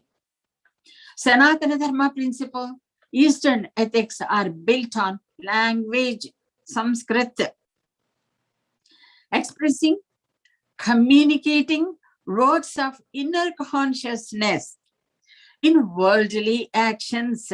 Please try to understand what I'm trying to say. 72 times our heart beats. And how many heartbeats takes for each breath? Uchvasa Nisvasa? 6 times. In 1 hour, how many times do we do Uchvasa Nisvasa? 960. In a given day, in 24 hours, how many times do we breathe? 26,870 times. That many times we breathe. For each breath, that means Uchvasa Nisvasa, that means Pranayamam, that means Pranayatra. In each Pranayamam, how many thoughts do we get? In 24 hours, we get 70,000 thoughts we get. In 70,000 thoughts, how many survive? At the end of the day, 16 thoughts will take Sampurna Maryada. That means they manifest. And we talk about Himsa and Ahimsa. We talk about Kurukshetram, 18 Akshauhini Sainyam, and Maranakanda, and Rakta Pravaham, and Bharata Katha. Keeping these numbers in mind, we cannot read Mahabharata. Yes, our Shastra, Yoga Shastra, Patanjali gave this number 70,000 thoughts per day. 30 days in a month, 12 months in a year. Human life expectancy 75 years if you think. Imagine. And for each thought, how many letters do we use? Can we count? Arbudam, Mahapadvam, Karvam, you know all these words. The numbers given, 1 followed by 60 zeros, 60. 1 followed by 60 zeros. That many aksharas we use. And if we put in word, Mahabharatam, how did Vyasa compose? Why did he compose? Why did he introduce thousands of characters? 386 women characters Mahabharata narrates. And each woman character, what is it giving? What message is it giving? Let's move forward. In the West, The philosophical theories are based on intellectual debates, arguments, creating worldly models. We have said that. In Mahabharata, the epic of 5,000 years old, historical importance, with 100,000, that is 1 lakh couplets in Sanskrit language, with innumerable number of characters, thousands of stories, metaphors, analogies, examples, incidents, encapsulate dharma principle at every stage. Dharma Sutra, Dharma Shastra, Dharma Siddhanta, Dharma Rahasya. This is what encapsulated in every word of Mahabharata, composed by Vyasa. And Vayaktika, what are the aspects? Vayaktika, Sanghika, Tatvika, Adhyatmika, Kala, Baddha, all aspects at one time. Lakshya, Lakshana, Sadharana, Samanya, Visesha, all are embedded in these characters. Let's see. The human values it talks about. Let us discuss the major dharmic principles that we can see from Mahabharata. Duty is sacrosanct. That means perform your duty, even if it means going against your beloved ones. Message given by Krishna to Arjuna, right? That's why Radha happened. Duty is sacrosanct. You have to do it. Second principle, respect inherent dignity of every human being. Respect inherent dignity of every human being. A kingdom, a society which violates human dignity is bound to decimate. Examples are Kauravas. Kauravas' act of tampering with the dignity of Draupadi caused the war. Uphold dharma and truth. Life of Yudhishthira is an epitome of truth and dharma. It symbolizes what dharma needs to be upheld, how and why and when, even if it is losing to a war. At loss of self, we need to do that. War is bound to cause misery, destruction for the millions of years to come. We know that. We have seen. That means it is in our Jnana Paridhi. World War I, World War II, Kargil War, Afghanistan War, Pakistan War, China War, the very recent Baghdad, Iraq War. All this shows us that destruction for millions of years to come. Bharata happened 5,000 years ago. Today we experience the impact of Yuddha. And even it was fought for a just cause. War is full of destruction. In a way, Mahabharata teaches the importance of diplomacy and how to face this. Let's go to the next principle. Teacher is equivalent of good and God. Even standing on the opposite side of the battle, Arjuna first gave his obeisance and he paid his respect to his teacher. He knows that he's going to end his life. He's standing on the opposite side of the battlefield. But teacher is equivalent to God. Immoral means of corruption, cheating, only provides momentary gains. That we can see every step of the way in Mahabharata. In long term, truth always becomes victorious, as exemplified by the victory of Pandavas over Kauravas. And dharma as an interpretive tool. Every character in Bharata, it is an interpretive tool. Let's take some options here. The options we can talk about Smriti. Smriti means Swadharma. Smriti teaches Swadharma. Individual duty as established by the traditions. Shruti gives us Bhakti, Prapatti, Arpana, Shruti tells us all this. Divine communication, that's the word. And the third principle is sadachara, custom of people, which transcends time and place. Sadachara is the sampradaya. And the fourth one is might makes the right. That means Balavan is always Shaktivan.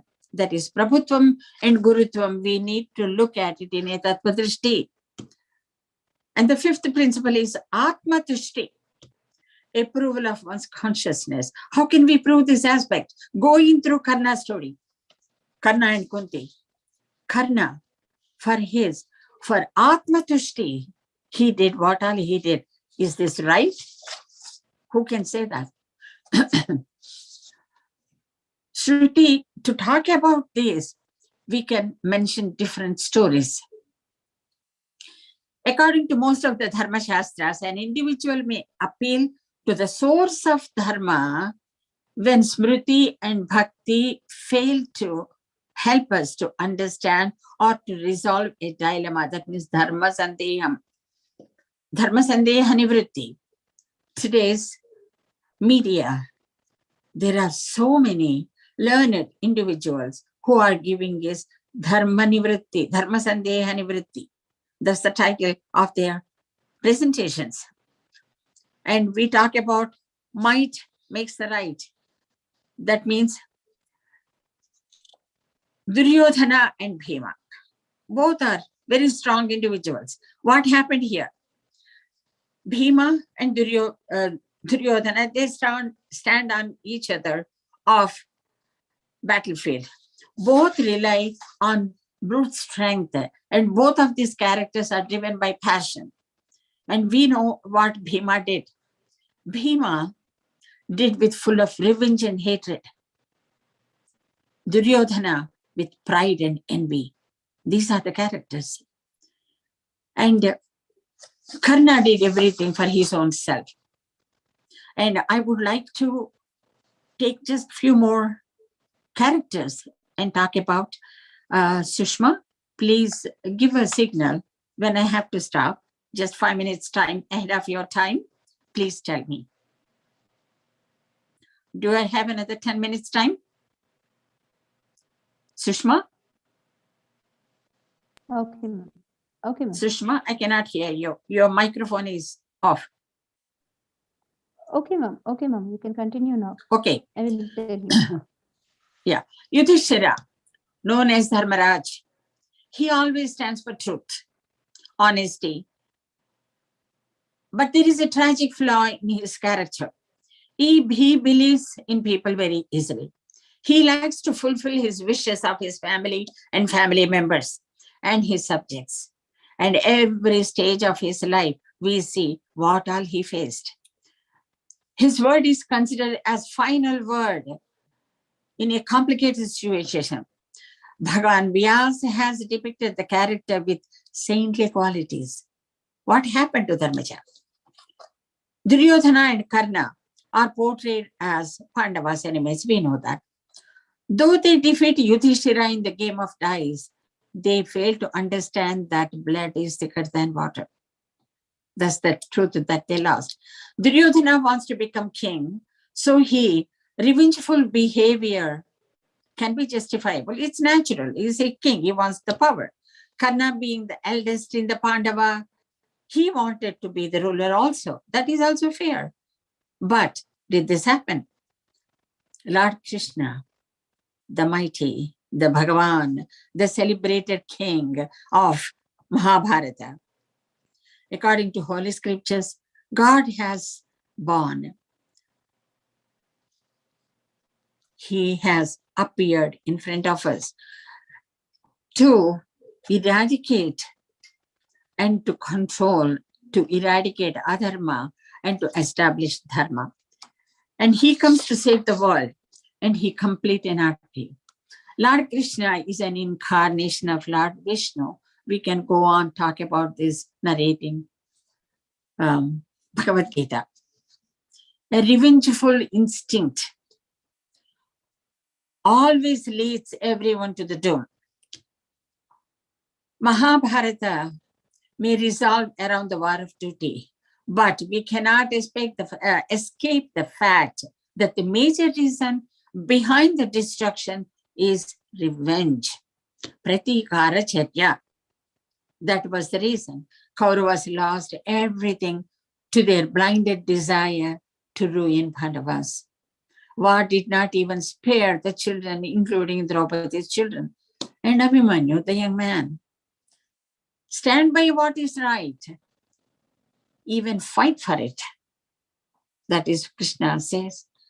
Arjuna initially didn't want to participate in the war. He was very hesitant to wage a war against his kin. But what Krishna reminded him was that you stand by dharma, Arjuna.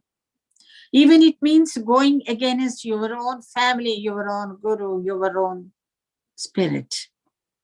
Therefore, Arjuna had to fulfill his responsibility as a great warrior of dharma. The eternal bond, the friendship, the sneha between Krishna and Arjuna is one. Duryodhana and Karna is one. It is for anyone, all of us, but to look up and understand in the right way.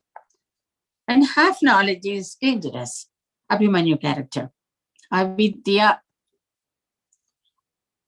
Abhimanyu, he was taught how to go into the Padma Vyuha, but he was not aware. His education was not complete. Asamagra vidya, avidya. And the next rule is, don't be swayed by the greed. Duraja, dukkham, karanam. What did Yudhishthira win out of greed? On the contrary, he lost everything he possessed, from his kingdom to his wealth to his wife. And he gambled his woman in the pursuit of his weakness. How can one justify that? The justification is the result. We cannot give up on life despite of all hurdles. Karma charana, there is no pariharyam. You cannot stop. Karma charana is a vidhi.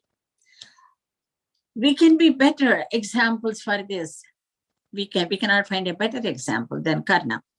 Right from his birth, Sutaputra battled his way through life, fighting, discriminating, and disgraces at every stage that was he faced.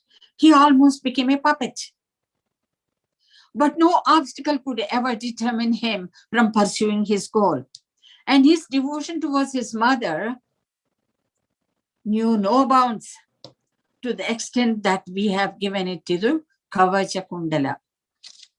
And the last part we can take. Being a woman doesn't make you a lesser individual. That is the greatest lesson Mahabharatam teaches. Stri Adhishtana Devata. There were 386 women characters in Mahabharata. Yes, Draupadi was manured into marrying 5 husbands, and she was humiliated by Kauravas for the fault of her own husband.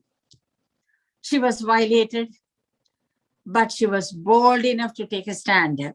She ensured she got justice by going to the wash her hair with the blood of Duryodhana and Dusasana, perhaps a perfect reason for the mighty war. A woman like Draupadi will not be passive. She will be fiery, and she will fight for the just and for herself. And the three dharmas in Mahabharata, Devara Nyayam. I will just give the terms, because we all are familiar with these terms even today, which were established 5,000 years ago. And Viyogam, that means losing, man of life. And separation, that means divorce. Or separation is different from divorce as a system. And how Satyavati left, what Bhishma did, what is happening at every stage of life with all the women. And Sahagamanam, the principle, Devaki, Rohini, Bhadra, Madira are the some of the characters which did Sagamanam as a great festivity.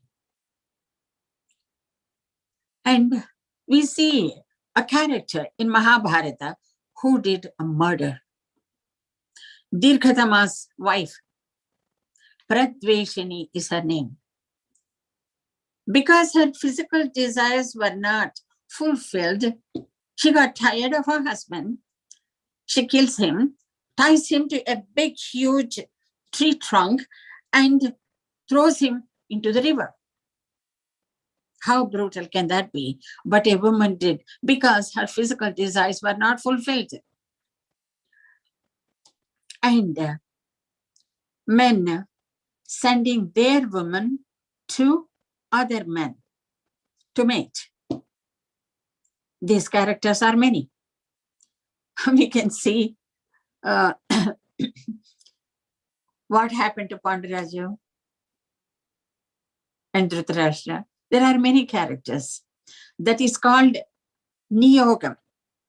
Niyogam is a dharma that was in practice. And there is an interesting factor. The family Brahmana Stree, they were, along with hospitality, they served themselves to the guest. There were characters. And there are interesting characters. Just by the touch, Sparsha-matrena Santanam. Sudhishna, her name, a king by name Bali. She was given a boon that just by the touch, Sparsha-matrena, she will get Santanam. These are the interesting characters. The cunning characters like Shakuni and other characters, how they played the dice, how they played the game, all these games are for us examples. And we talked about dharma principles. We talked about how it was narrated in Veda, how it was narrated at various stages, various levels, various periods of the time, and various characters. In Mahabharata, thousands of characters and 386 women characters, and the women, how they have portrayed their lives, their sutras, and their dharmas, all we did just sthula sparsha, vihangayatra, happily sitting here and we are doing this vihangayatra.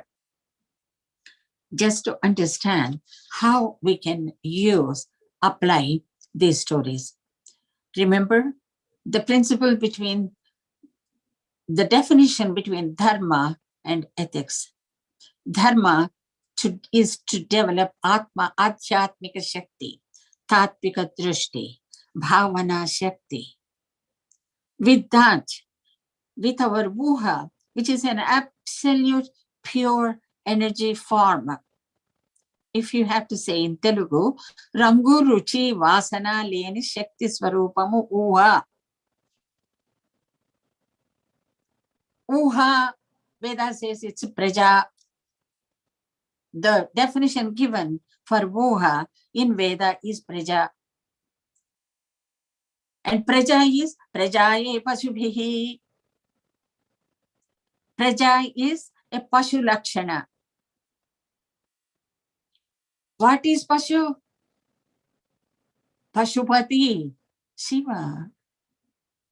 If you give the definition to Pashu as an animal, can Pashupati be an animal? Can Shiva be an animal? Can I say Shivoham? What Sushma started her beautiful prayer, Shankara's theory. How can I say that? So Prajaye Pashubhihi means Pashu is the korika. Kama. Kama is Kameshwari, Kameshwara. Kama is we are taking the journey inward, Adhyatmika travel, Antar Jagat travel, Antar Jagat Vyoma Yatra. That is Prana Yatra, Jiva Yatra. That is we are trying to do. Unless we take the journey inward, unless we do the Prana Yatra, unless we do this Mahagni Sandarshanam, going inward itself is the Pranagni Yajnam. Maha Agni Karyam is to think inward. That means Tattvika Drishti, Adhyatmika Drishti, Dharmika Drishti, Sampradaya Drishti, which we can gain by Sadacharam, Sishtacharam, Guru Sevanam, Krama Sikshanam, and Shastra Pathanam, and Veda Pathanam, for which Veda Vyasa gave a perfect tool for us. Every character in Mahabharata, at every step of the way, is nothing but our day-to-day lively incidents. And these incidents, we have to look through only through Tattvika Drishti, not Vastu Drishti, not Loka Drishti. Then we can definitely say, yes, Draupadi has 5 husbands, she's happy. No. Tattva Drishti is very important to understand. A woman can be a mother, a wife, a guru, a friend, a shoulder, a Shakti, a power, the centrality of the entire creation. She can wear any number. So if she plays 5 roles for 5 different people, does it make that she is a Panchali? What is that word means? How to understand Sanskrit? I don't need to go to that because you are exceptionally wonderful students. We all are. And we have Sanskritam in our hand. Panini, he gave us the grammar. Veda Bhasha is 100% different from Sanskrit. I don't have to reiterate that point. Veda, we cannot understand Veda Bhasha, Veda Vyakarana, Veda Chintana, Tattvika Chintana, Adhyatmika Chintana, Daivi Chintana with local Sanskrit dictionaries. No. Naikantukartha cannot help. That means we need to take this Antar Jagat Yatra. And it is important, as our Prime Minister talks about, protecting the ecology, protecting inner ecology, Antar Jagat Parirakshana. That means Akshara Parirakshana, means Bhava Parirakshana, means Alochana Parirakshana, means Uha Parirakshana. To Uha Parirakshana, there are 7 steps, as Veda talks about. Even to form a Uha, there are 7 steps. That means before Paradesha, which Bhartrihari talked about, Parapasyanti Madhyama Vaikhari, before Paradesha, there are 7 steps. To get the Uha Shakti into our Akshara Ayatanam Shakti. Unless we have the Akshara Ayatanam, 5,000 years ago, Vyasa Bhagavan's Mahabharatam or Krishna Bhagavan's Bhagavad Gita, we cannot understand, we cannot apply to our day-to-day life today.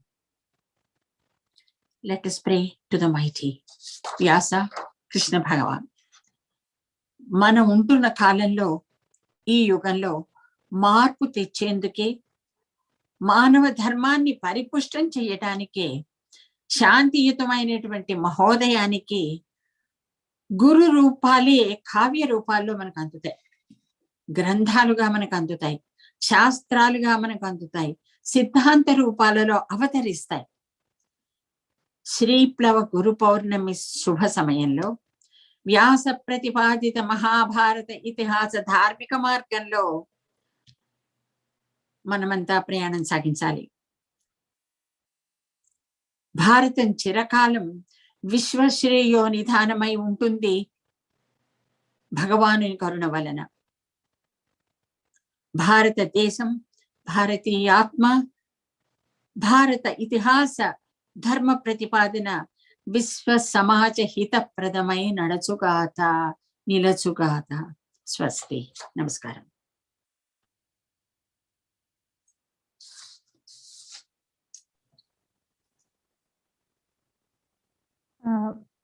Sharada madam చాలా చక్కగా మాకందరికి భారతాన్ని గురించి చాలా చక్కగా వివరించారు. ఎన్నో విషయాలు మామూలు సామాన్యంగా మేము ఆలోచించే విషయాల కంటే ఎన్నో లెవెల్స్ ఎంతో పై ఎత్తున ఆలోచించాలి. ఈ రకంగా కూడా ఆలోచించాలి అనే అవగాహన మాకు కలిగింది. మీ గంటలోనే ఇంత మీరు మాకు అవగాహన కల్పించారు. వ్యాస మహర్షి మానవులమైన మన జీవితాలలో ఉన్న దశలన్నిటినీ, వాటి వెనుక ఉన్న ధర్మాలని, వాటి నిర్వహణలో ఆవశ్యకమైన సిద్ధాంతాలని, సూత్రాలని, సమన్వయ విధానాన్ని కొన్ని వందల స్త్రీ పురుష పాత్రల ద్వారా ప్రపంచించాడు. సమగ్రంగా విధానాన్ని కొన్ని వందల స్త్రీ పురుష పాత్రల ద్వారా మనకి చెప్పాడు. సమగ్రంగా సంపూర్ణంగా మన కళ్ళ ముందు రూపుగట్టించాడు. ఇంతటి సమన్వయ దర్శనాన్ని అందించడం చేతనే ఆశ్రయాన్ని కోరకుండా, ఈ ఆసరా లేకుండా ఎన్ని వివాదాలు, వ్యాఖ్యానాలు వచ్చినా దేశకాలాలతో సంబంధం లేకుండా అందరి జీవితాలకి దర్పణం పడుతోంది మహాభారతం. ఇది కూడా శారదా మేడం రాసినటువంటి ప్రతీచి నైమిషం అనేటటువంటి బుక్ లో నుంచి నేను తీసుకున్నటువంటిదే. మేడం గారు నాకు అనుగ్రహంతో మేడం రాసినటువంటి ప్రతీచి నైమిషం, పూర్ణమిదం, సప్న బుక్స్ నాకు పంపించారు. వాటిని చదివి నేను నేర్చుకుంటున్నాను కొన్ని విషయాలు. మహాభారతము, వాల్మీకి రాసినటువంటి రామాయణము మన భారతదేశంలో ఎలా నాటుకుపోయాయి అని అంటే, పల్లెటూరులో నాటకాలు వేసుకునేవారు సైతం హాయిగా వాళ్ళ వ్యావహారిక భాషలలో పాటలు పాడుకుంటూ అయినా సరే, లేకపోతే ఒక కథా రూపంలో నాటకాన్ని రూపంలో ప్రదర్శిస్తూ అయినా సరే వాటిని తెలుసుకోవడానికి ప్రయత్నిస్తూ ఉంటారు. ఒకసారి చిన్న నాటకం వేస్తూ, రామాయణం నాటకం, చింతమాను తొర్రలోన సీతమ్మను ఎత్తుకొస్తా అని చెప్పేసి ఆ నాటకంలో పాడుతూ ఉంటారు ఒక ఆయన. అక్కడికి ఒక పండితులు వస్తారు. సీతమ్మ వారిని చింతమాను తొర్రలో ఎక్కడ ఎత్తుకొచ్చారు, నేను రామాయణం మొత్తం చాలా సార్లు చదివాను కదా, ఎక్కడా వెళ్ళలేదే అని చెప్పేసి ఆ తర్వాత నాటకం అంతా అయిపోయిన తర్వాత వెళ్ళి అడుగుతారు. అంటే, నేను చింతమాను తొర్రలో అనలేదు బాబు గారు, నేను చింతమాను రామయ్య త్వరలోన, అంటే పల్లెటూరి వాళ్ళ భాషలో అని చెప్పేసి అన్నాను, అది మా భాషలో అన్నాను అని చెప్పేసి. అంత వ్యావహారికమైనటువంటి భాషలలో పల్లెటూర్లలో సహా వ్యాస భారతము, వాల్మీకి రామాయణం నాటుకుపోయి ఉన్నాయి మన భారతదేశంలో కానీ పాశ్చాత్య దేశాలలో కానీ. చివరికి అమెరికా లాంటి దేశాలలో మన యొక్క భారతీయ సంస్కృతిని, సంప్రదాయాలని ప్రచారం చేయడానికి శారదా మేడం లాంటి వారి యొక్క కృషి చాలా గొప్పది అని చెప్పేసి ఓట్ ఆఫ్ థ్యాంక్స్ లిఖిత, మా సంస్కృత విభాగం అమ్మాయి చెప్పవలసిందిగా కోరుతున్నాను. లిఖిత.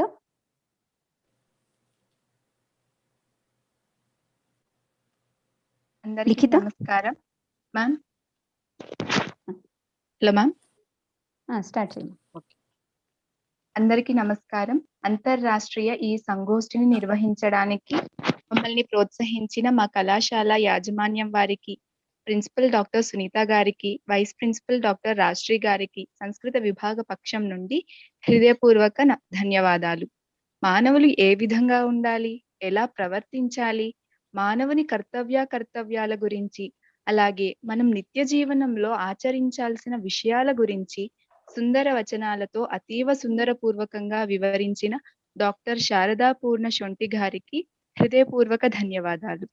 అంతర్రాష్ట్రీయ ఈ సంగోష్ఠిని నిర్వహించడానికి మాకు సహాయ సహకారాలు అందించిన మా ఐటీసీ టీం మెంబర్స్ మంగవాణి గారికి, సునంద గారికి, విద్యాలక్ష్మి గారికి హృదయపూర్వక కృతజ్ఞతలు. అంతర్రాష్ట్రీయ ఈ సంగోష్ఠిలో పాల్గొన్న పార్టిసిపెంట్స్ అందరికీ హృదయపూర్వక ధన్యవాదాలు. I would like to thank one and all for making this webinar as a grand success. Once again, I thank one and all. Thank you.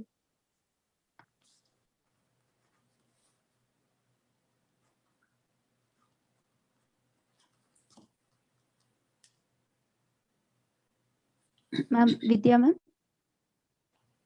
Yeah madam. ఒక విషయం చెప్పచ్చా? I just want to, yeah ma'am please. అధ్యక్షులు doctor Sunitha గారికి, doctor Rajshri గారికి, ITC సభ్యులకి, సుష్మా, అన్నిటికన్నా ముఖ్యంగా మీకు, తర్వాత నా మీద అభిమానంతో వచ్చినటువంటి మా తల్లి రూపేణ ఉన్నటువంటి భమిడి కమలాదేవి గారు, వారిని చూశాను ఒక క్షణం క్రితం. మా అమ్మగారి స్థానంలో ఆవిడ ఉన్నారు. మాకు చాలా ఆదర్శపూర్వకమైనటువంటి వ్యక్తి ఆమె. నా మిత్రులు, నా సోదరులు, మిత్రులు చాలా మంది వచ్చారు. సీత, జయంతి సీత నాకు చాలా ఆత్మీయురాలు. పెద్దలందరూ వచ్చారు. వారందరికీ ఈ సమయం నాకు ఇచ్చి వ్యాస భగవానుల మహాభారతంలో ఉండేటువంటి కొన్ని విషయాలు ప్రసంగించడానికి అవకాశం ఇచ్చినటువంటి అందరికీ నా హృదయపూర్వకంగా నమస్కారాలు చెప్తున్నాను. ముఖ్యంగా కస్తూరిబా కళాశాల బృందానికి, విద్యార్థులకి, అధ్యాపిక బృందాలకి అందరికీ. తర్వాత నేను అన్ని విధాలుగా నా అధ్యయన యాత్రలో నాకు ఎన్నో విధాలుగా సహకరిస్తున్నటువంటి మా అన్నగారు విశాఖపట్నం నుంచి వారు కూడా వచ్చారు, శ్రీరామ్ గోపాల్. వారికి అందరికీ కూడా నేను నమస్కారం చెప్తున్నాను. సుష్మా, ఇది చాలా చక్కటి అవకాశం, చాలా శక్తిపూర్వకమైనది, ప్రేరణనిచ్చేటటువంటిది, స్ఫూర్తినిచ్చేటటువంటిది. అందున వ్యాస పౌర్ణమి నాడు, గురు పౌర్ణమి నాడు, ఆ శుభ సందర్భంలో ఇంత చక్కటి అవకాశాన్ని తీసుకొని నేను నా ప్రయత్నాన్ని, నా అక్షర సిద్ధాంతాన్ని, అక్షరపదీయ వ్యవసాయాన్ని అన్నిటినీ కూడా విశ్వ సమాజ హితప్రదంగా ధర్మ మార్గంలో నడిచేటట్టుగా నమస్కారాలు చేసుకుంటూ అందరికీ నేను కృతజ్ఞతలు చెప్తున్నాను. Thank you Sushma. Thank you one and all. Thank you ma'am. అలాగే మీ హస్బెండ్ కూడా వచ్చారు, నేను అది కూడా చూశాను, శ్రీరామ్ వచ్చారు. వారికి కూడా నా నమస్కారాలు తెలపండి. Thank you. నమస్కారం అండి. Thank you madam. మనం క్లోజ్ చేస్తున్నామా ఇప్పుడు? Sushma ma'am, YouTube live stop చేయనా మేడం? ఫీడ్బ్యాక్ లింక్ పెట్టేస్తాను. Okay ma'am. శారద గారికి చాలా ధన్యవాదాలు. చాలా చక్కటి ప్రసంగం అందించిన కస్తూర్బా కాలేజ్ గారికి, సుష్మకి అందరికీ కూడా ధన్యవాదాలు తెలియజేసుకుంటున్నాను. నా పేరు మాధవి గారు మ్యామ్.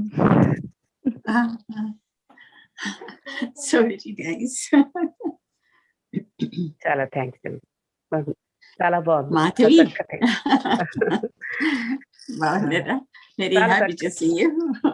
యాక్చువల్లీ నేను చాలా చక్కగా 3 విభాగాలుగా చేయడం చాలా బాగుందండి. అంటే కేవలం విద్యార్థులకే కాదు, మా అందరికీ కూడా ఒక అంతర్దృష్టి, మహర్షుల్ని ఎట్లా చూడడం అనేది కూడా చాలా అద్భుతంగా వివరించారు. మనలోనే ఉన్నారు అంతా అనేది చెప్తూ కన్క్లూజన్ లో మళ్ళీ మీరు అంతర్యాత్ర తోటి లింక్ అవ్వడం చాలా ఒక్క దృష్టితో చూడడం కాదు, మా మహాభారతం అందుకే అది పంచమవేదం అనే పేరు అందుకే వచ్చిందా అనే ఒక అవగాహన బాగా వచ్చిందండి. చాలా ధన్యవాదాలు. Thank you Madhavi.